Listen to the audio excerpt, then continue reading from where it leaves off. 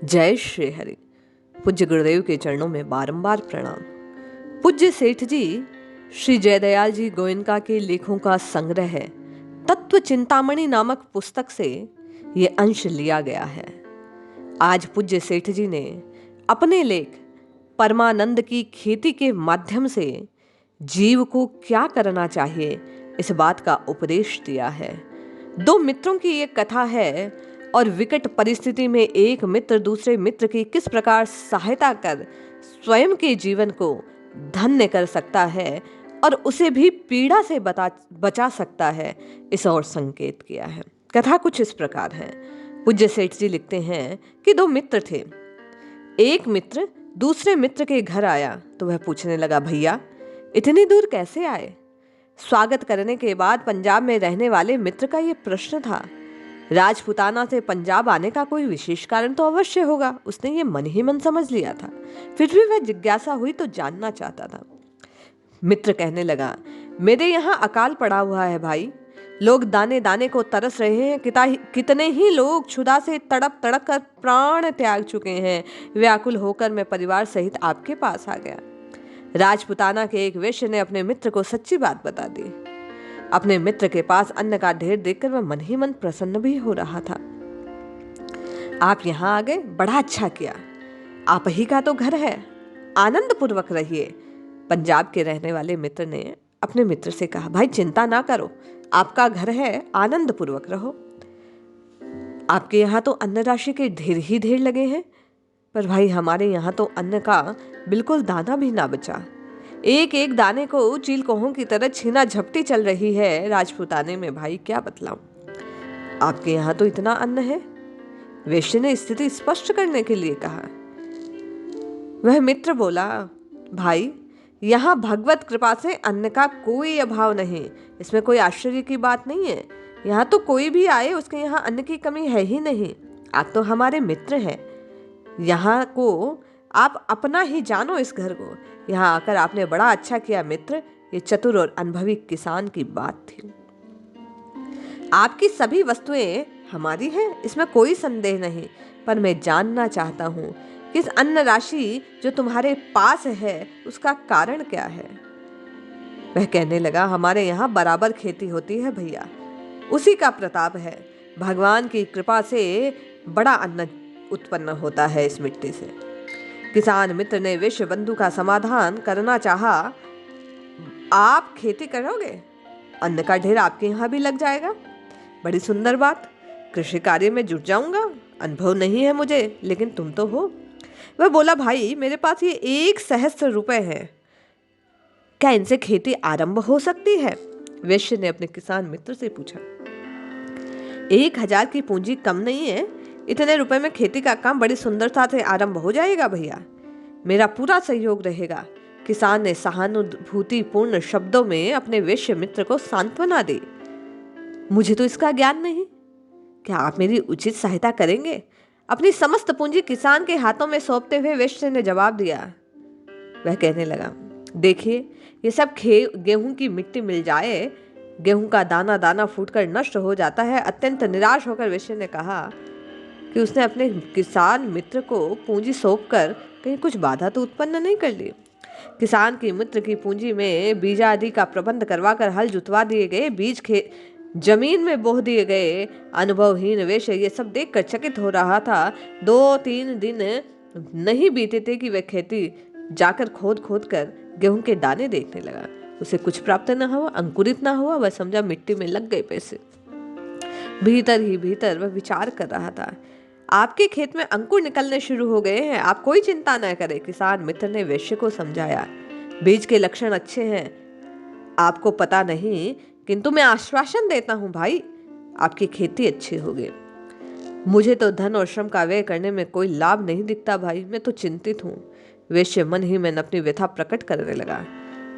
किसान ने समझाया, भाई पूर्व में ऐसा ही होता है, आप निश्चिंत रहें, आपकी खेती बड़ी सुंदर हो रही है, आप चिंता ना करें, आप प्रेम पूर्वक अपने खेत में बस काम करते रहें।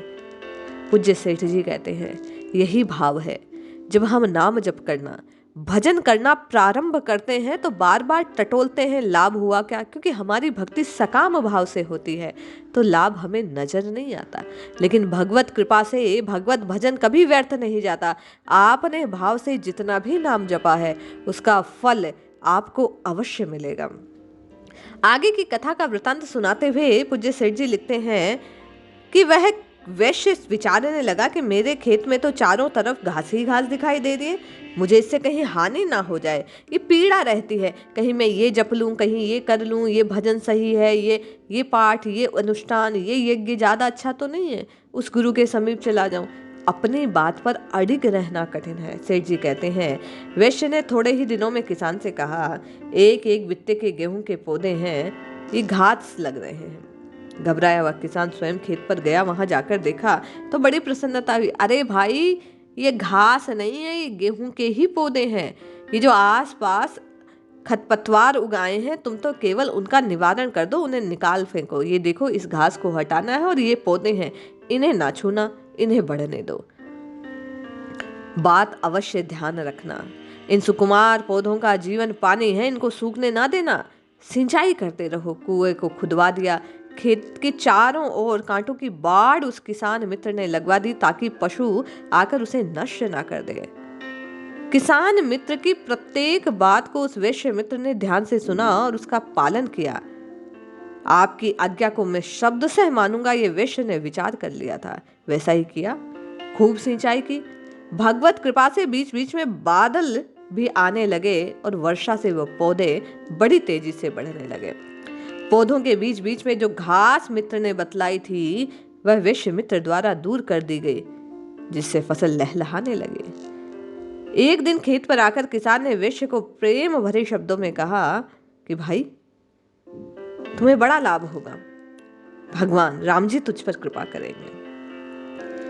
गेहूं दाने तो लग ही गए हैं, सब कच्चे के कच्चे हैं, माथे का पसीना पोंछो। वैश्य मित्र को किसान बंधु ने समझाया, तुम चिंता ना करो, गेहूं के फल भी लगे हैं, दिनों दिन ये बढ़ते जा रहे हैं, सब धान पक जाएगा, तुम घबराओ नहीं। उसने सोचा, ये बता तो रहा है, किंतु सारा का सारा एड़ी चोटी का जोर कहीं व्यर्थ ना हो जाए। 2-3 फलियां हैं, उनमें भी ये कच्चे कच्चे दाने नजर आ रहे हैं, क्योंकि वह अनभिज्ञ था। इसी प्रकार हम भी जीवन में आई हुई स्थितियों को जान नहीं पाते अपनी अज्ञानता से और प्रभु की कृपा पर संदेह कर बैठते हैं। वह किसान मित्र अपने वैश्य मित्र से कहने लगा, भाई तुम चिंता ना करो, गेहूं के दाने पुष्ट हो रहे हैं, जल्दी ही पक जाएंगे, अब विलंब नहीं होगा, तुम घबराओ नहीं, किसी भी प्रकार का विचार ना करो, दुविधा में ना पड़ो, आपके घर गेहूं और भूसे के पहाड़ लग जाएंगे। प्रसन्नता से भरे हुए शब्दों में किसान वैश्य को समझाने लगा। इस पर समय पक्षी आकर काकली मीठी मीठी बोली सुनाते हैं, दाने खा जाया करते हैं, तुम अपनी फसल की बस रक्षा करना, इन पशु पक्षियों से अपने धान को बचाना है तुम्हें। इसी प्रकार पूज्य सेठ जी कहते हैं, जिस प्रकार धान के पौधों को पशु और पक्षी नष्ट ना कर दे बचाना होता है, उसी प्रकार अपने भजन को साधक को चाहिए कि अविश्वास, अश्रद्धा रूपी पशु और पक्षियों से वह बचाए, जिसे भजन निर्विघ्न चलता रहे। कुछ समय बाद फसल पक गई, दान निकाल लिया गया, धान के भंडार भर गए। वह वैश्य मित्र कृतज्ञता पूर्वक आनंद से अपने मित्र के यहां गया और कहने लगा, सब आपकी कृपा से हुआ है, आपने मेरी बड़ी सहायता की। वह कहने लगा, भाई सब भगवान की कृपा है और आपके फल आपके परिश्रम का परिणाम है। देखो ये पक्षी कैसे कलरव करते हुए उड़ रहे हैं, आपने बड़ी तत्परता से अपनी खेती की रक्षा की, जिससे आपको यह लाभ हुआ। किसान ने अपने वैश्य बंधु को यशगान करने लगा, उसे आभार व्यक्त करने लगा। वैश्य नतमस्तक था, उसे बड़ा आनंद आ रहा था कि मेरे मित्र ने मेरी सहायता की, मुझ अज्ञानी को राह दिखाई, जिससे मैं ये खेती कर पाया। पूज्य सेठ जी कहते हैं, ये दृष्टांत है, ये कहानी है, यही बात परमार्थ जीवन के विषय में हर साधक के जीवन में घटित होता है। जिज्ञासु का अकाल पीड़ित मनुष्य स्वयं को जानना चाहिए। साधक को, साधक संसार की साधना की त्रुटियों को जानता नहीं है, साधन को जानता नहीं है, उन स्थितियों को जानता नहीं है किस प्रकार उसे भगवत तत्व की प्राप्ति हो सकती है।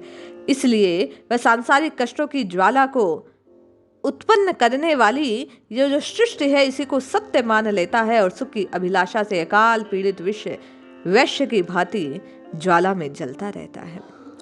किंतु जब भगवत कृपा से किसान रूपी महात्मा संत गुरु की कृपा, गुरु का मार्गदर्शन प्राप्त होता है तो साधन फलीभूत होने लगता है। जप तप यज्ञ आदि का किया हुआ परिश्रम सफलता को प्राप्त होता है। ये किसान ही महात्मा है, ये किसान ही संत है। इस दृष्टांत में गुरु है जो जीव को, साधक को मार्गदर्शन दिखाता है और उसकी साधना को परिपूर्ण ले जाता है। जब जीव साधक गुरु की बताई हुई दृष्टि को, गुरु के बताए हुए पथ को अनुगमन करता है, अनुसरण करता है तो उसकी खेती परमानंद रूपी धान को प्राप्त करती है। वह परमात्मा, वह परम तत्व, वह परम कल्याण, वह आत्म तत्व गुरु कृपा के दिए गए मार्ग का अनुसरण करने से प्राप्त होती है। आप और हम भी नाम जपे, राम राम राम राम की ध्वनि को नित्य प्रतिपादित करते रहें, अपने मुखारविंद पर धारण कर लें और उसे जपते रहें। भगवत कृपा से, गुरु कृपा से एक दिन हमें भी परमात्मा रूपी वह परमानंद अवश्य प्राप्त होगा। जय श्री हरि।